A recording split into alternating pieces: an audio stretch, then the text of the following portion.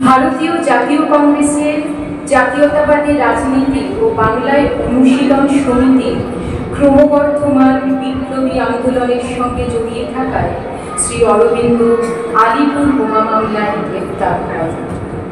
ইংরেজ সরকার তাকে কারাগারে বন্দী করে।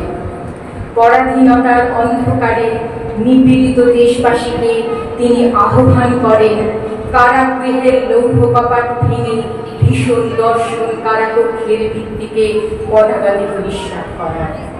এ যেন শুধু কারাগৃহ থেকে মুক্তির আহ্বান নয়, সমস্ত বন্ধন থেকে, শৃঙ্খল থেকে মানব সত্তার মুক্তির আহ্বান।